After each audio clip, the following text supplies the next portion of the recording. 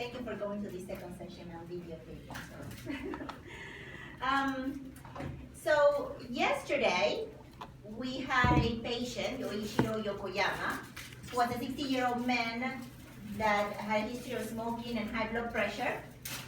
And he came to see you because he wondered if he should be taking a cholesterol medicine. He already quit smoking 1 week ago. And I didn't put it there, but his lean, his body mass index is 23.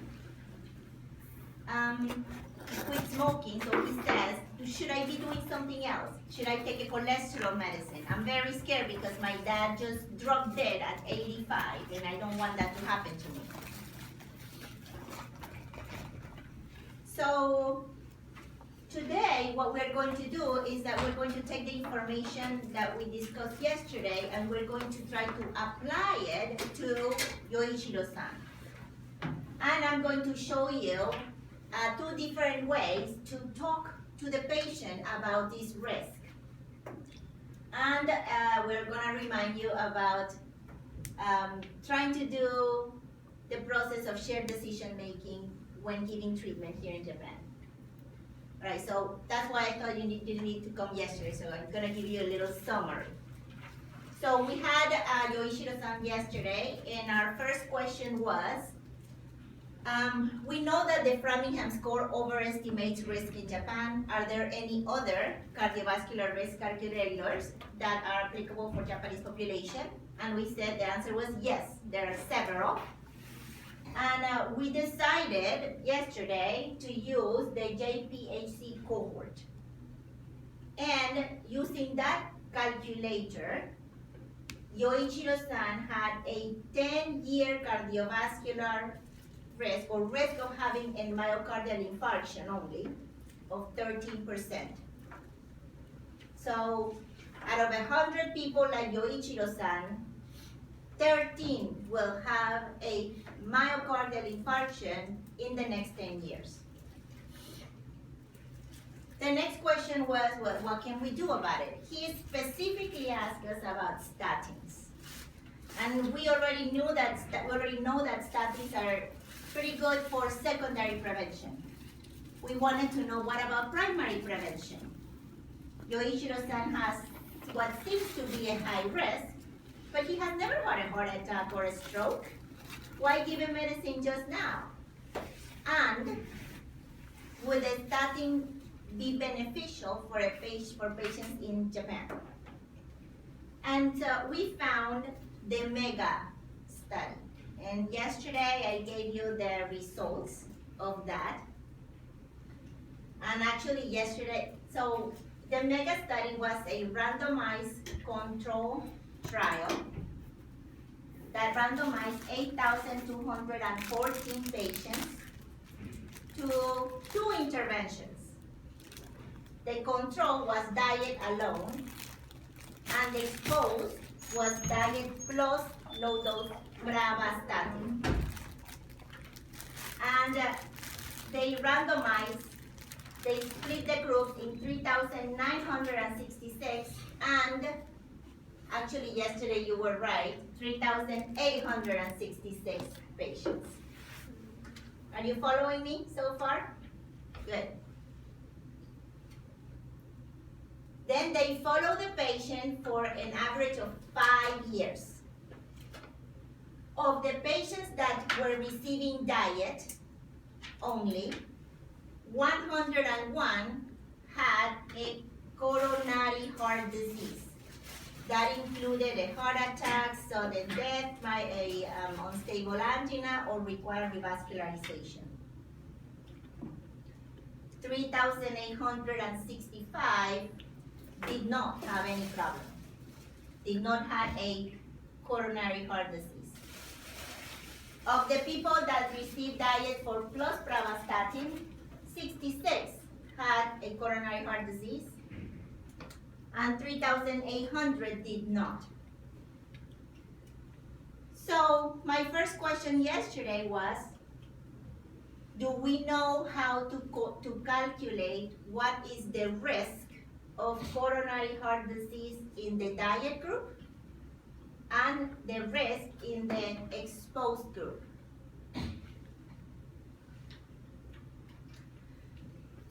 For those of you, some of you, maybe it will be easier to do this, to see these numbers instead of in this way. I put them here in the 4x4 table, which maybe some people are very visual and will see it better, where you have the exposures and the disease on the top, right? And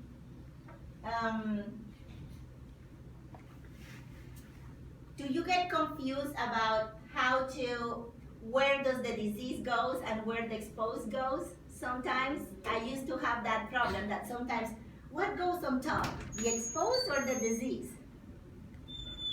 So I'm not very religious, but somebody taught me in Oxford that what give us who we are and who give us disease?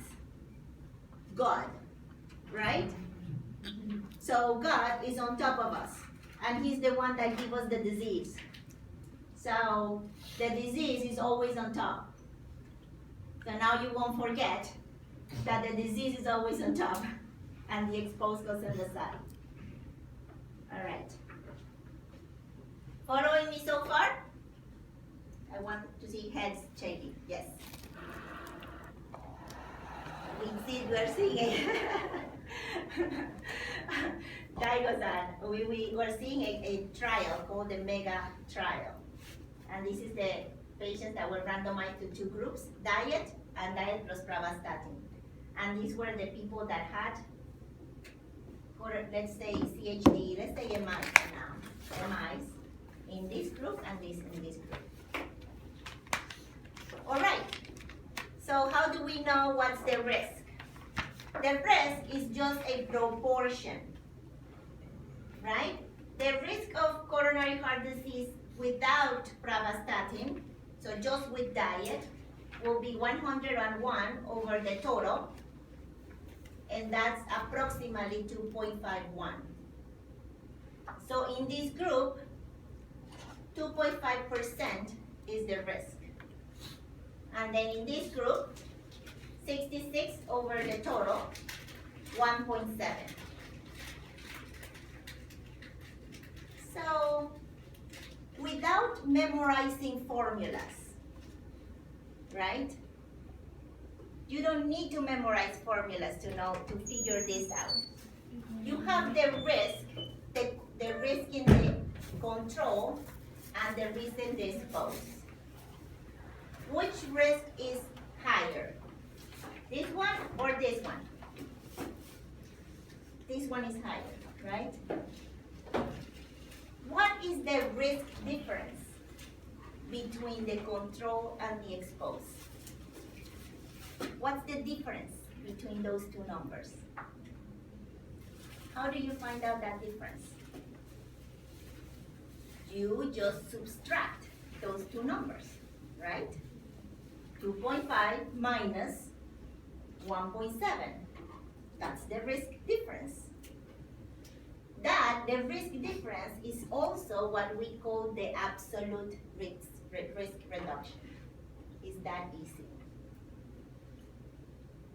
Now, you have also heard about the relative risk reduction. The relative risk reduction is also the subtraction, the control minus the exposed risk, but you want to compare it with the control group. So you divide by that number by the control group. So here is the relative risk reduction. I asked you to do those numbers yesterday. So approximately 32%, 33% relative risk reduction. Are you following me?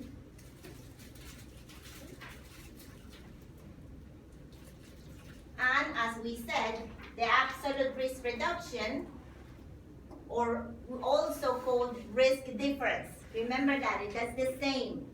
Risk difference and absolute risk reduction is the same thing. It's just this percentage, which I just put without the percentage, but you could also have done just 2.5 minus 1.2 is approximately 0.8%. Let's round it to 1%, approximately. Right? Now,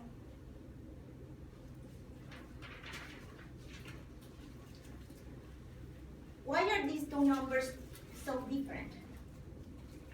If I tell you, Richie, if you take a statin, if you do diet and you take this statin, Richie, for 5 years, your risk of having a coronary heart disease will be reduced by 32%. But what if I tell you, Richie-san, if you take diet plus pravastatin for 5 years, your risk will go from 2.5% to 1.5%. So it will go down to by approximately 1%. What number sounds better to you? What number sounds more attractive? Sounds like the drug is better. 70%.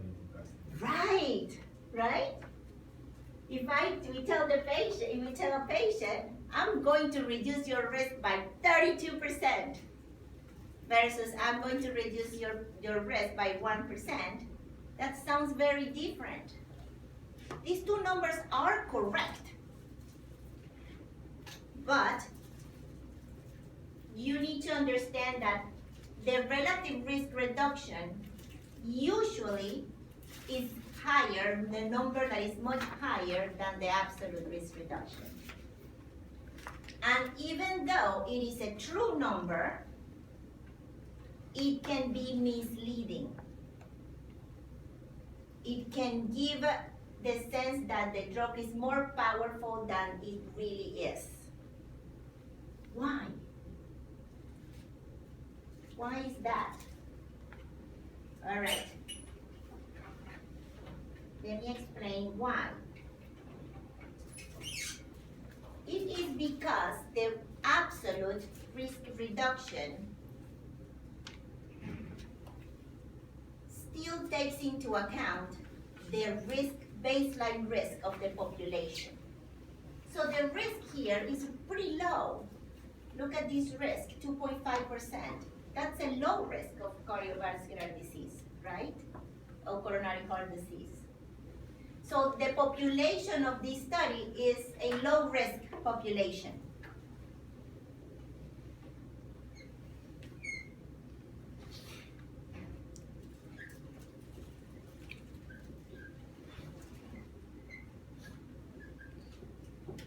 So let's imagine, let's do a statin trial too. Let's go here to 40, 10, 20, 30, 40. And this is 10-year cardiovascular risk.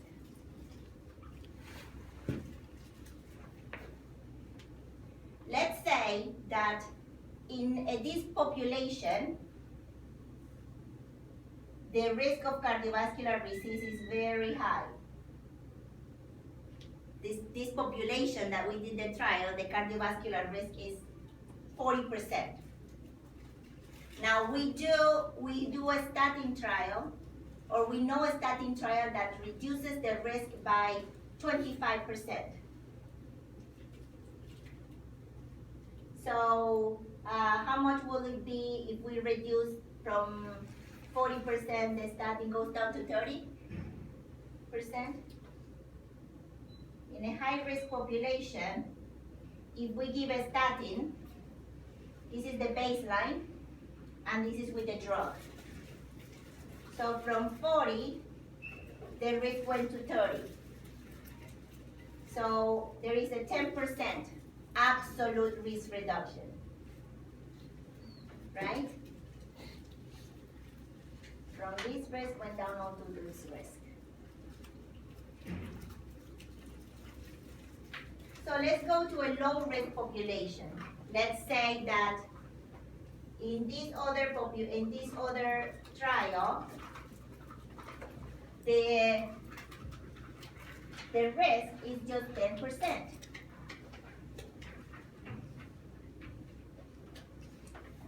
Now let's use the same relative risk reduction of 25%. Then the risk goes down a little bit more. This is with the treatment. This is with the treatment here.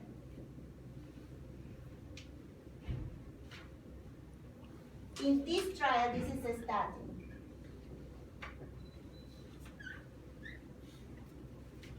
This trial tell you that there is a 25% relative risk reduction. This risk reduction is actually important in a high-risk population. But look in the low-risk population with the same relative risk reduction, 25%. The actual absolute risk reduction is quite low here compared to here. So the relative risk reduction doesn't tell you if the population is at high risk or low risk. But the absolute risk reduction tells you if the clinical improvement is important or not. Do you have any questions? Can you say the last part again? The absolute risk reduction tells you if the difference that the drug is making is actually important. Let me see something that you can think is important. These are going to be, every time I try to invent it, so create an example, I get confused. Let's think about blood pressure, all right? There is a patient with high blood pressure. This is and in this population, the systolic blood pressure in these people, you see here, systolic blood pressure,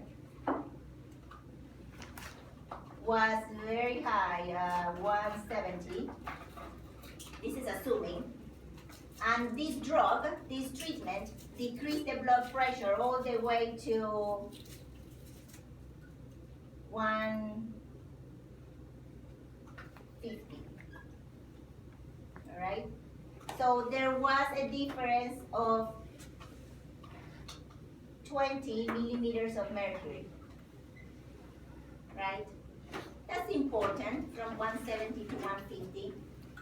But if the patients have here a systolic blood pressure of 130, and with the same decrease, what percentage is 150 over 170? Let's see, that's what I tell. Let's say 50%.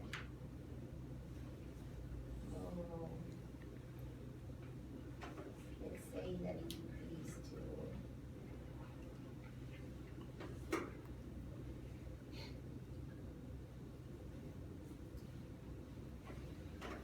this is just an example.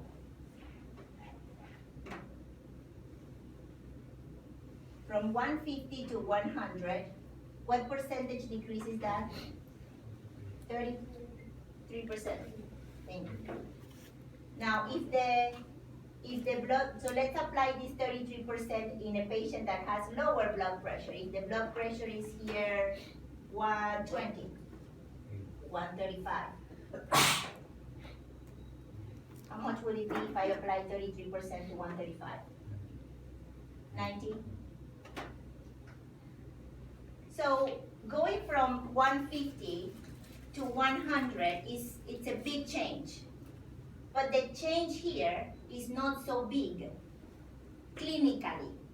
Did you see it in numbers? Changing blood pressure from 150 to 100, that's clinically important. From 135 to 90, the risk is not really going down. That difference is not that important. In fact, you might be harming the patient, but that change is not that important. And the relative risk reduction for these two trials is the same. So you cannot see that difference very well. Now, relative risk reduction has its uses, and I'll explain to you now what. Now, the other important number that you know is the number needed to treat, right? The number needed to treat is another way to express the risk. And we usually calculate it 1 over the absolute risk reduction. When we do that, it's usually 125. In this case. And the question here is, what number do we put here, doctor? The percentage or the actual number itself? If you want to use the percentage, then you have to use here 100. But if you use the natural frequency, the proportion, then you have to use 1. That's all the difference. So in this case, using our numbers, it was 125. In the trial, they reported 119. Yeah, pretty close, 119, 125. There is probably rounding issues in there. Now, let's interpret this. How would you, if you want to explain to a patient this number, do you know how to say it? Who knows how to say it? How to interpret this number in words? Do you know, Richard?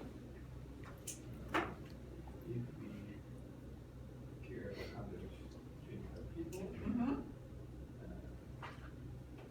one patient, Okay, close. If we treat 125 people, only 1 will have the effect. So let's add to that, if we treat 125 people with what? Diet plus pravastatin. So we always, when we're saying that number needed to treat, we always have to say with what and for how long. This trial was 5 years. So don't forget that. If we treat 125, we will have to treat 125 people with diet and pravastatin and the dose. Important. For 5 years, we will prevent 1 person from having a coronary heart disease. This number is really good for clinicians because we can compare one drug to another.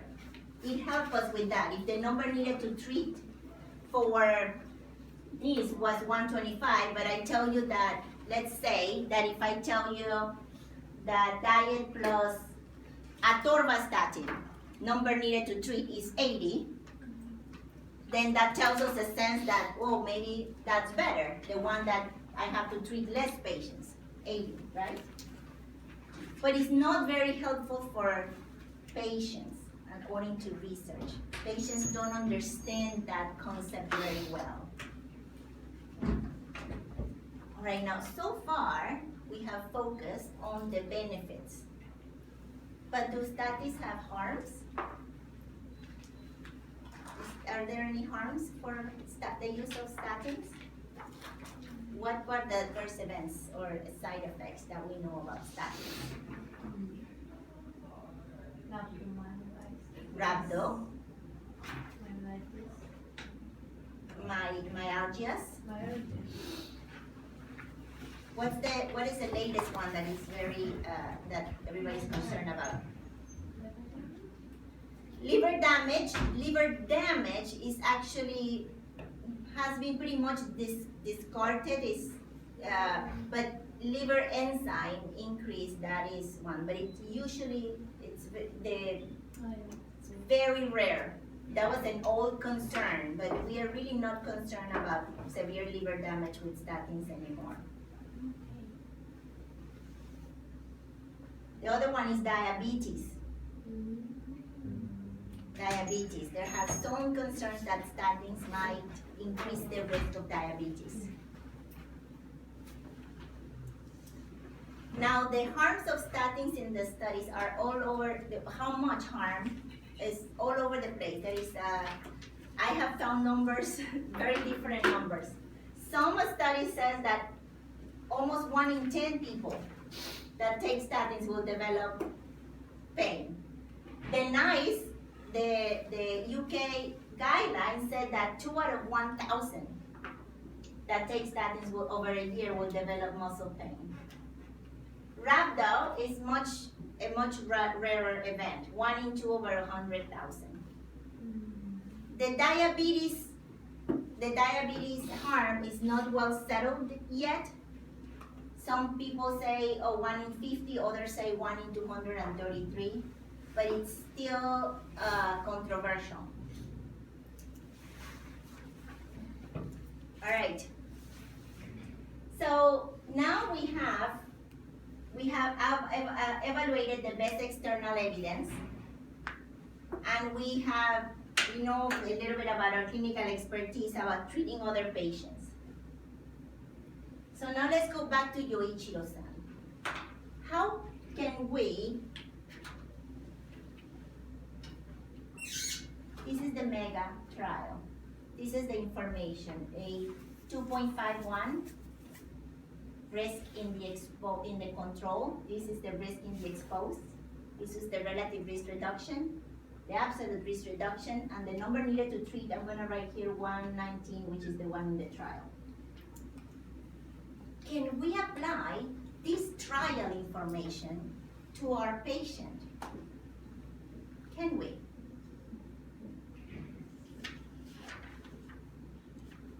Are we allowed? Is it good to apply this information that was gathered from a broad group of patients to an individual patient?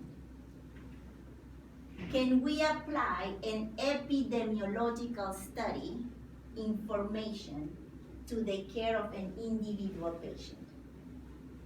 Let me tell you that not everybody agrees with that.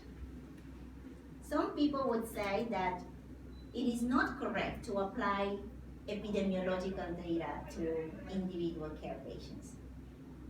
I would say that the people that support evidence-based medicine, that's what we think. We think that we can and that we should.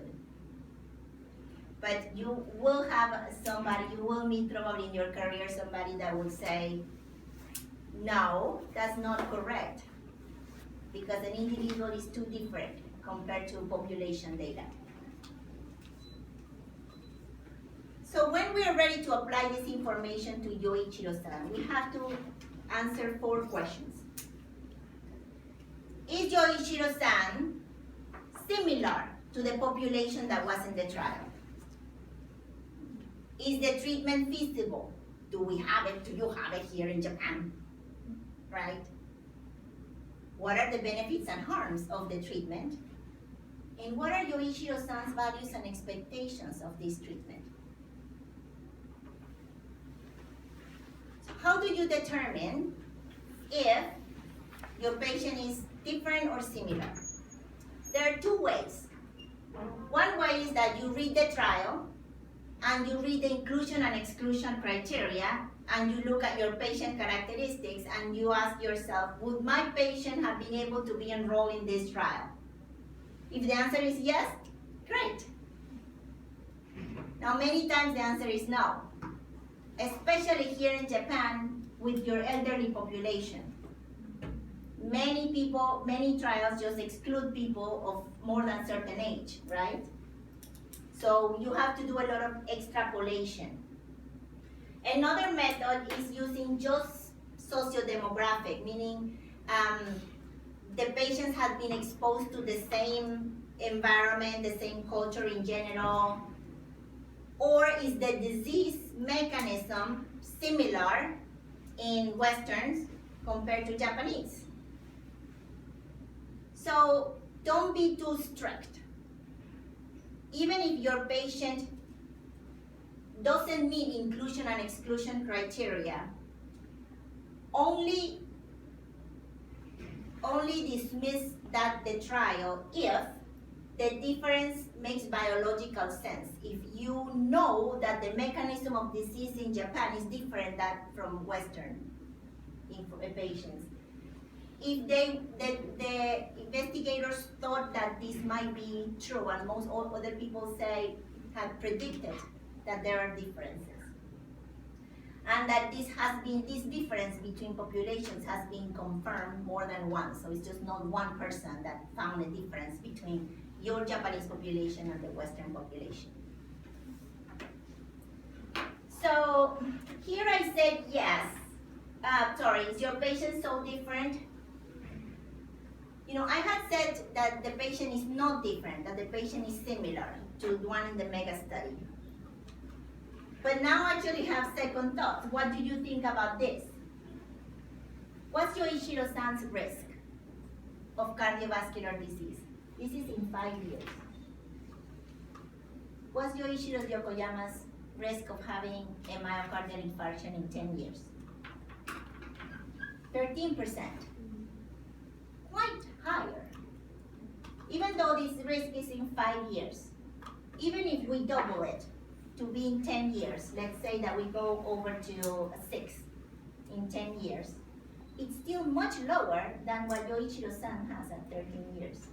So the population of the mega study might have had a much lower risk than Yoichiro-san.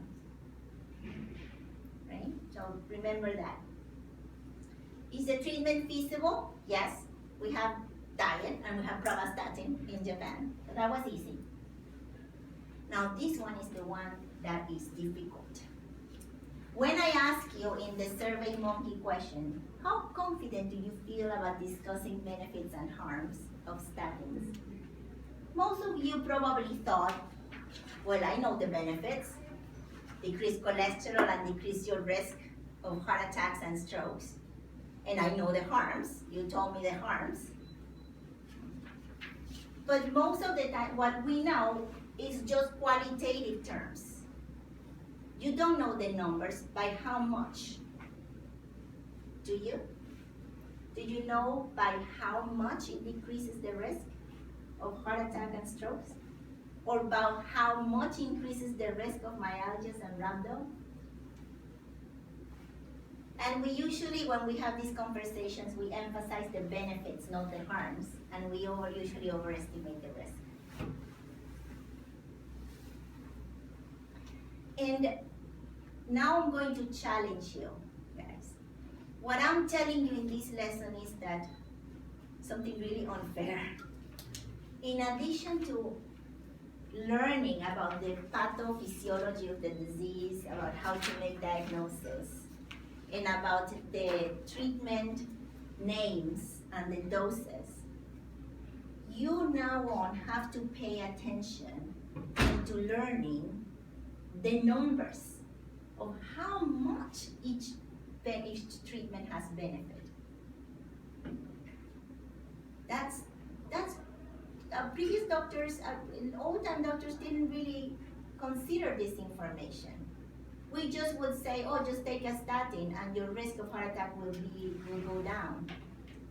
But now, science or the scientific community and the medical community is asking us that we need to tell the patient the risk in absolute terms, with numbers. The risk and the benefits, and that we need to individualize those risks.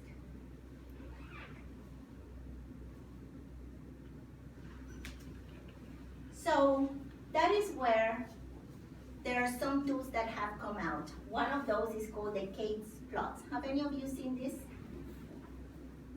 No. This is a way created by Chris Cates from the UK to tell the patient about the benefit of a treatment in a way that they understand, which is with pictures. because we have found out that talking in number needed to treat, they understand relative risk reduction and absolute risk reduction, but the best way patients understand if the risk is with pictures.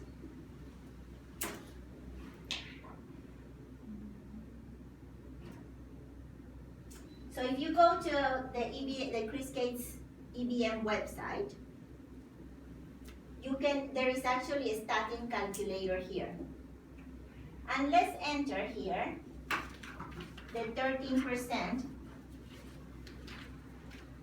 of cardiovascular risk.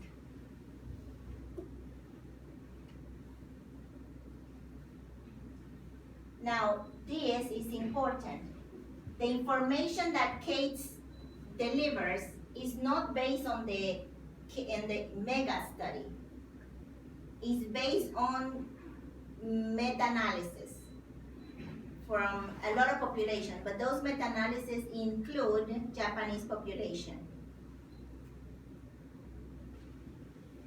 You calculate and draw.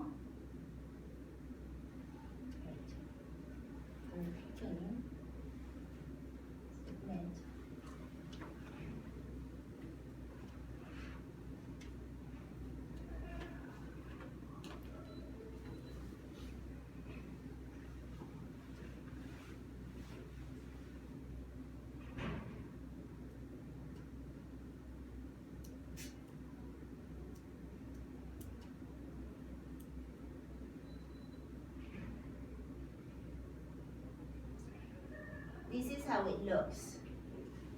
I don't know why it's not doing it right now, but it will change here. This is showing you for a person that has 20% risk. But if you put 13, then this is gonna change to 13 little faces, right?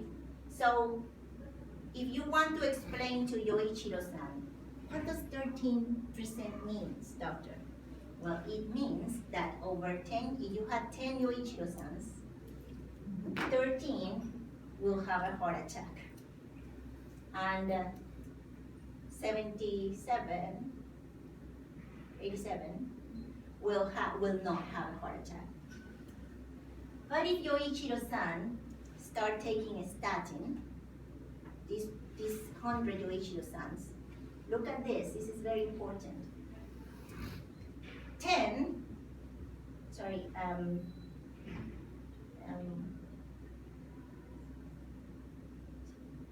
87 will not have a heart attack. Will still not have a heart attack, right? All these people are taking statin. 10 will still have a heart attack. So green and red will still have the event, regardless of the treatment. Only 3 people will be saved of those 100. Now, Yoichiro-san, I don't know which one is you. You could be the green one. You could be taking a statin, and you could be the one that will never have an attack, won't have a heart attack regardless if you take the statin or not. You could be the red one, that you will have a heart attack regardless if you take the statin or not. But you could be the yellow one too. And there is some chance there. But as you can see, it looks kind of small, right? It's different than if we say in words 32% chance decrease. But this is the best way that patients understand. This is in terms of statins. This is another website that Dr. Kamak showed me yesterday called Know Your Numbers. Here it is. And this is very good if you want to discuss other risks, changes like his smoking and his blood pressure. So he's a male, he's 60. His other,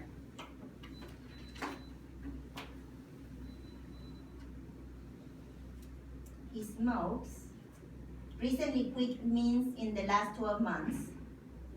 He doesn't have diabetes. He has not had any history of family death before 55. He does have blood pressure. We have his blood pressure is 120/70. We know his cholesterol ratio, which is the total cholesterol over the HDL. His total cholesterol was 220 and his HDL was 35. That was approximately 6, we said yesterday, right? So his ratio was approximately 6, which is quite high. Look at this beauty. This is mild, moderate, high, very high risk. Now these thresholds are for this specific calculator. Do you remember yesterday we were saying that for the Japanese guidelines, a high risk is a 2% risk. So this in Japan, probably this will be even lower here. So this is where Yoichiro-san is. This is where he should be at his age of 60. So this is where he is, and this tells you where he should be if his risk factors, if he didn't have any risk factors besides his age and that he's a man.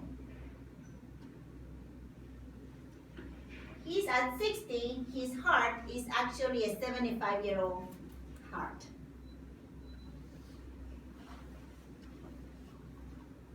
And as he ages, this is where his risk is going.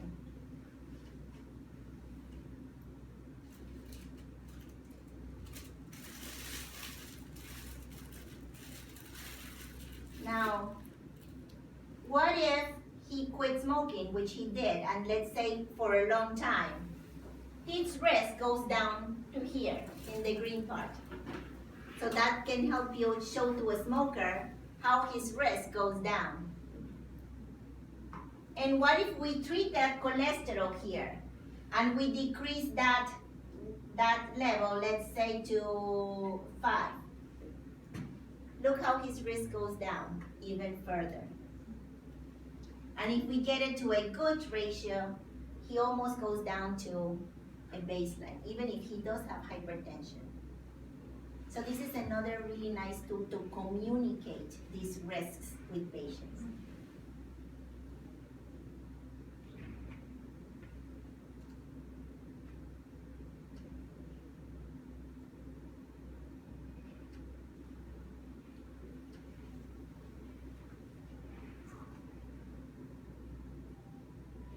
Right. Now, so far again, we have all had these discussions about ourselves, about if we should do this drug or not. Now, we should not take any decision about Yoichiro-san without Yoichiro-san. And I wanted to remind you about the elements of shared decision making when you have the conversation. You want to invite the patient, describe the nature of the decision, delineate alternatives, relevant information about pros and cons, present the information about uncertainties, assess the patient's understanding, and the preference for action. The last step is to ask what he thinks, right? How do you ask that? Well, you can ask questions like this, like preferences. What's your point of view? What matters most to you? You can ask him, is it more important for you to avoid having a heart attack or to take a medication, a pill, every day for the rest of your life? Which one is more important to you? Considering that your risk of heart attack is 13% versus taking a pill. What's most important for you? The having a heart attack or the cost of this medication at this point? What is most important for you? Having a heart attack, maybe preventing from having a heart attack, or having muscle pain, which is it's more probable that it's more likely that he'll have muscle pain from the statin than that the statin will prevent a heart attack for him. Which one is more important? So you put these situations into the extremes for the patient. And finally, you always wanna ask if they have any additional questions. All right. So, 1 minute passed. I wanted to summarize what I want you to learn from these 2 sessions. First, that there were several cardiovascular risk calculators in Japan. That statins do help for Japanese in secondary prevention, but the benefit for primary prevention has been shown, but it's a small benefit. And because it's a small benefit, you need to discuss this with the patient.